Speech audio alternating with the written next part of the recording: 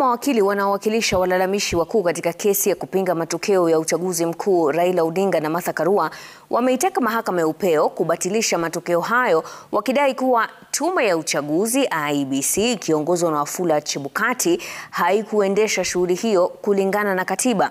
Wakiongozwa na Wakili James Orengo walieleza mahakama kuwa Chebukati alitumia vibaya mamlaka yake kama mwenyekiti na kutia dosari matokeo yaliyotangazwa. Pia wameitaka mahakama kumchukulia hatua Chebukati kwa kuhujumu zoezi la upigaji kura. Safina Cheng ana maelezo zaidi. And this would be my last point. Majaji wa mahakama ya upeo waliendelea kusikiza kesi inayopinga matokeo ya uchaguzi wa urais wa mwaka 2022, ikiwa zamu ya mawakili kujibu maswali ya majaji. Wakili James Orengo akishikilia kuwa tume ya uchaguzi IEBC ikiongozwa na mwenyekiti Wafula Chebukati haina ushahidi wa kutosha wa kudhibitisha kuwa iliendesha zoezi hilo kulingana na sheria za uchaguzi. And this constitution requires that the elections must be transparent and they must be administered in a neutral, efficient, accurate and accountable manner. I would have hoped that if the Electoral Commission was indeed carrying out an election that was free and fair, transparent and accountable, they will be offering all the evidence, including what is in the servers, that this is what went on, this is the record, this is the return of the elections that were held on the 9th of August 2022. Mawakili hao aidha walimsuta Chebukati kwa kile walichotaja kuwa matumizi mabaya ya mamlaka yake kama mwenyekiti. Instead of having a commission of 7 commissioners, and you have seen the factionalism here, you have a triumvirate, you have a trioca that is moving together all the time with the secretary of the commission. This is not what the Constitution desired or contemplated.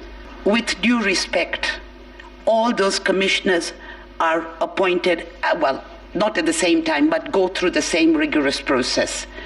Does it mean all animals are equal, but some are more equal than others, which means the chairman is more equal than anybody else? These, like I've said, and I repeat again, are just flower girls and page boys. That surely cannot be the intention, could not have been the intention of people who drafted this constitution. But now the chair is inviting you to find that his is some sort of imperial chairmanship or chairpersonship in defiance of the Constitution. We wish to invite you not to accept that invitation to amend the Constitution belatedly. Wakili Feroz Noroji akishikilia kuwa hapakuwa na dharura yoyote kusababisha Chebukati kutangaza matokeo ya kura ya uchaguzi wa urais haraka bila kushirikisha makamishna wengine wa tume hiyo. The doctrine of necessity was not necessary at all. There was no crisis at that moment. They were, he has indicated, in great danger of their lives. But 20 minutes later, they were shaking hands with his client, and his client was shaking hands with a very able-bodied chairperson. Nobody left that hall in the imminent expectation of watching carnage and bodies lying all over the floor. No one. And it is very important to realize that we do not use these exaggerated criteria in order to come to a justification of plain wrong.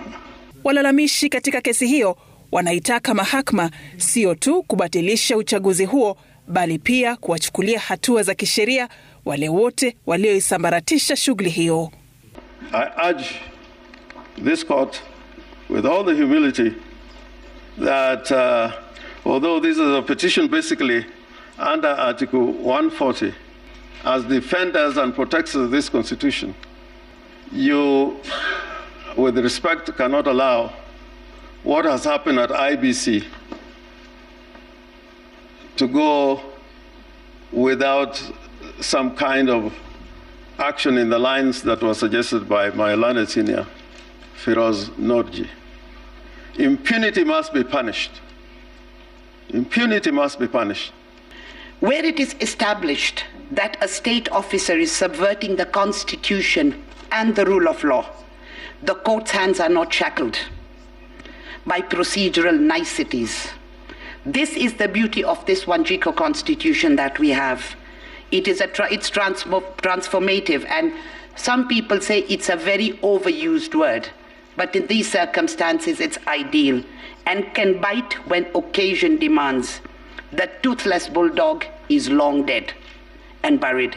Please, Madam Chief Justice and honorable judges of this court, bite and bite for the glory of this court. Majaji hao wanatarajiwa kutangaza uamuzi wao kuhusu kesi hiyo Jumatatu wiki ijayo. Safin Achieng Oma, runinga ya Citizen.